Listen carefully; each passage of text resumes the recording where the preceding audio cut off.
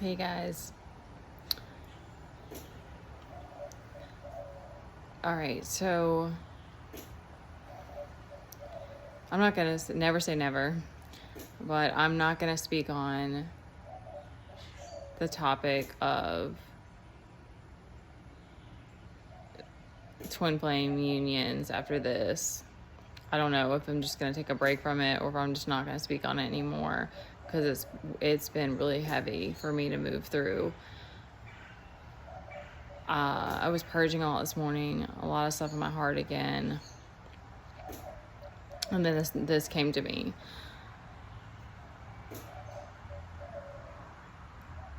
Though, for those who consider yourself chosen, like you've awakened in this lifetime, it's like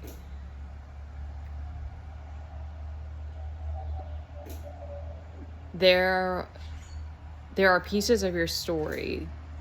There are pieces of there's a knowing of, and it might be that God uses them to help guide you in some ways as well. Like there's maybe in some way to compensate for the fact that, you get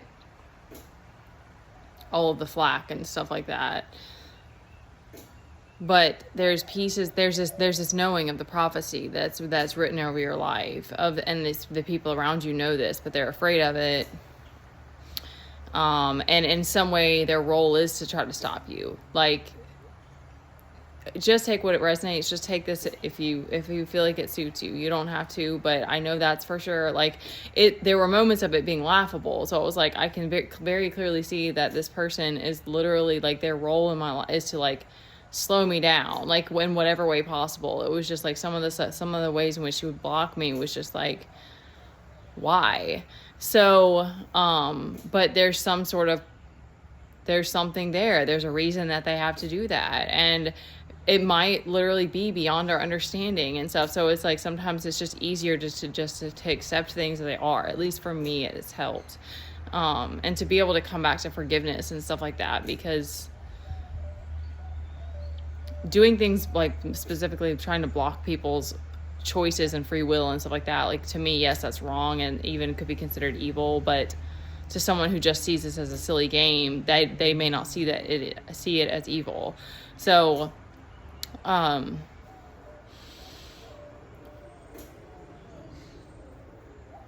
there's a knowing that there's a wild in you. There's a what did I say? Like a prophecy over your life. There's a purity about you that, it still is trippy to me sometimes. And that's why there are these, for other reasons as well, that you're going to be in these periods of isolation. That's like God has to it's just you and God, because he needs to have his hand over you. He needs to protect you. He needs to be the what's the word for it? The main theme of your life. Like, yeah, like the main voice in your life, because God is subtle. And to me, that's the curse and the blessing of it, is that you become more sensitive and subtle as well. But that also means that you have to keep coming back to yourself. You have to keep cleansing your energy. You have to keep tuning into what God is saying and becoming stronger, using your inner strength and your discernment, so that you're not swayed by the loud noise and the distractions outside of you. It's like certain things get easier, but then you still get tested. So,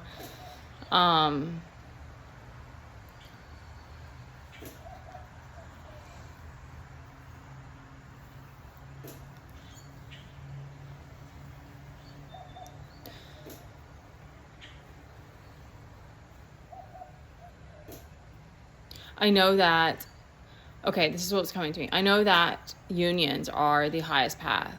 In my heart, I know that unions are the highest path that you can take here. That book that I'm reading, the guy was doing a channeling, and he said that like 80% of people, when they come together with their twin, they're not able to keep the connection, because it's so much on so much on the soul. It's so much. It becomes hard to articulate. It's like there aren't words to describe the things that you go through, and you don't have an understanding, and you just know it's a lot of pain, and you don't know how to find the words for it. But I mean, a lot of it's just beyond our understanding.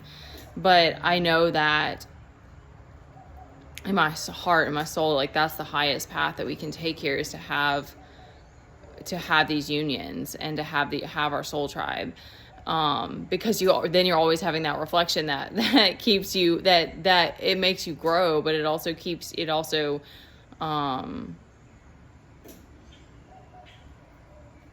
they're giving me that it's also sustaining. There was something else that was standing out to me on this.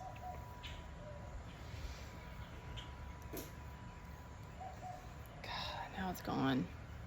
Yeah, all those tears, just, it wears me out, and I have to regroup.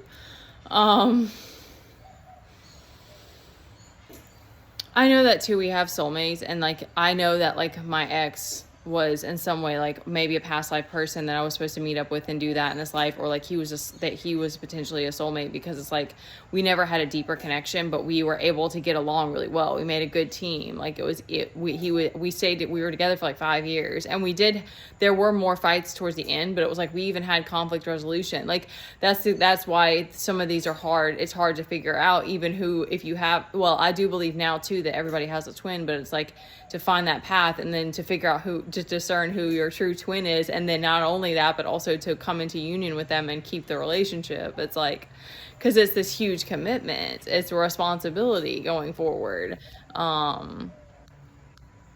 So that's why I don't want to keep speaking on this, because there's a lot that I don't know. And then also because I need to get myself focused on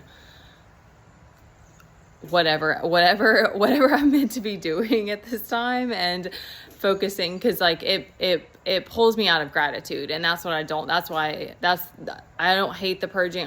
You get tired of the pain. It's frustrating and exhausting, and you just get tired of it, but also it's I know that pain, moving through the emotions, is part of this journey period, and then I just want to be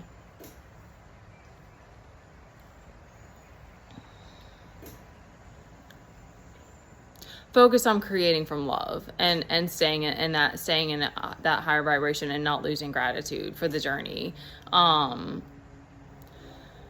Shoot, I wish I could remember. There was something else about it.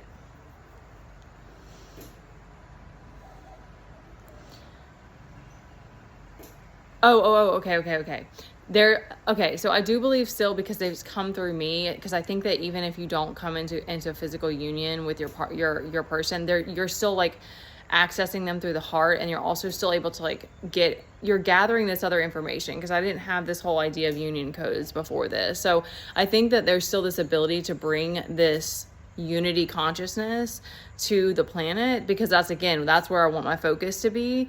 And also, I do feel that like the people that are in union, okay, this is what they're giving me, which is why it's so wild, is like energetically you're balanced, these unions, and even if you are just on this journey, you're bringing this unity consciousness that brings this balance back to the earth, because it's on an energetic level, because it's like even the stories of Adam and Eve, and the way it's confused, everything is like confusion. It's like no one can come together on like, this is what happened and this is how it worked and everything.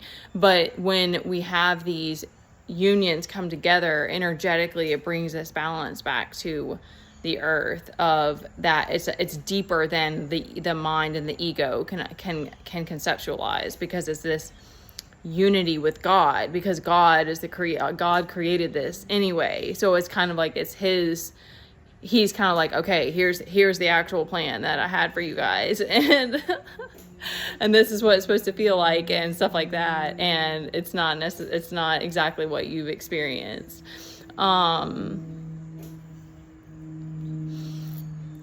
Because I'm going to end it, because I like to wrap it up on a good note. It's like, there are so many beautiful aspects of this journey. Okay. Thank you. Okay. I'm going to stop here. I have these moments when my energy goes back up. It's been a common theme where it's like my ego, my imagination. I don't think it's my ego. I think it's my imagination will start to go crazy, and I'll get these ideas of things that I want to do, and then I'll feel this feeling of trapped, and it's it's very painful. It's difficult to move through. And something that's helped me is that I've gotten this understanding that things that, because there was a point in my life, like in college, I was on my own. I was doing whatever. I was an opportunist. I was doing what I wanted. I didn't have a partner. I wasn't tied down to anything. I wasn't partying every day, but I was like going to the free swing dance classes, and I was just living it up. I was living my best life. Okay. I was making friends. I went to classes and stuff like that too, but I took advantage of, and which colleges are known for that. It's like opportunities are around every corner. So I was like, this is it. And and I do still love, I love the energy of campuses with students and everybody's excited about learning. I just think it's cute. I just think I don't know, it's a good energy. So anyway, and before having a child, I just was able to I was working a good bit before Teddy came and stuff, but it's just, I always was that. I have that you have that 11:11. You have that free spirit about you. And when you're able to, you follow God, you're able to keep that intact. But you don't fully lose that, and that wild is needed, and that you'll find these creative outlets, and they're so necessary. They're so needed to find those creative expressions for your inner child, for your wild expression, for whatever, for your hurt, for your pain, for the things that have been repressed, to be able to express them. And also, to me now, all of that opportunist part of me that will pop up once in a while, but now I do have this deeper reverence for the journey and that for Earth, and to want to be balanced and to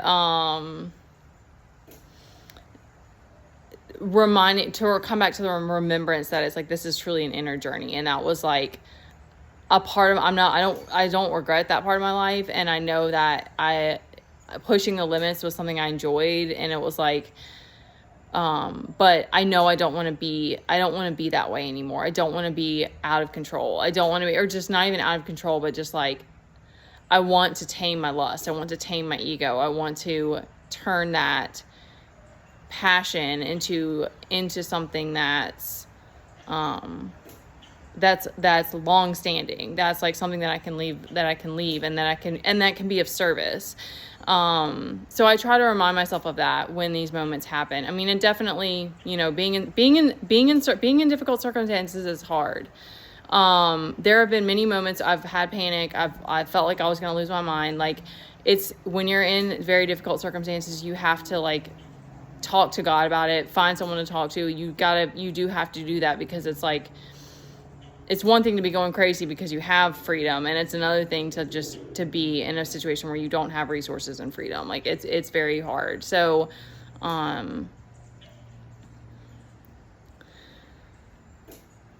you do have to giving myself grace. That's the thing that always pulls me through, is giving myself grace. And God always says just love yourself where you are, be patient. He'll tell me things like that, because I will probably always, that's a part, that was a huge part of my life. So it's those things don't just, the parts that certain things about your past or about your energy, don't fully go away, but it's just, you're able to move through it with more grace, more ease and more, self-compassion, instead of just wanting to go crazy or scream or self-sabotage. You can get through it and understand that this is just a cycle, a moment, or whatever that I have to move through.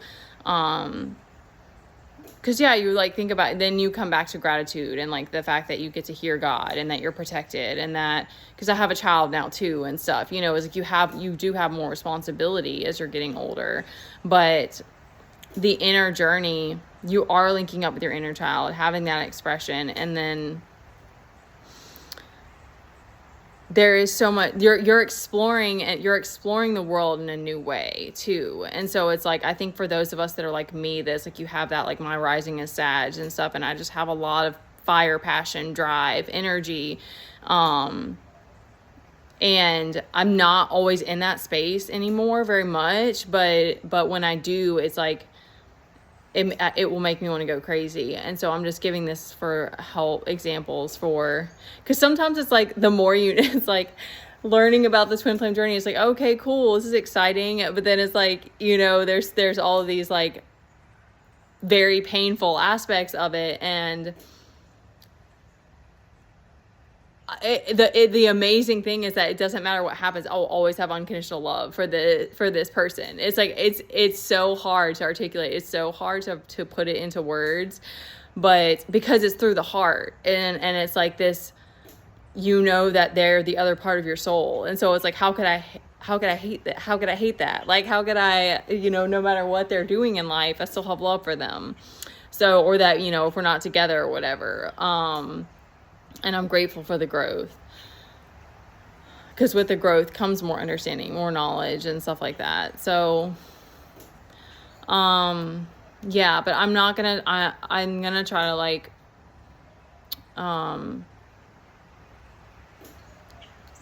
not speak on it too much, because it is a heavy topic, but, it's beautiful too. I think it's sad that it's so controversial. But some people just had a really bad experience with their person and stuff, and so they were tainted by it, or they'd left a bad taste in their mouth, like they just don't have anything good to say about it. And so I understand too. Okay. Yeah. All right. I love you guys. Take care of yourselves.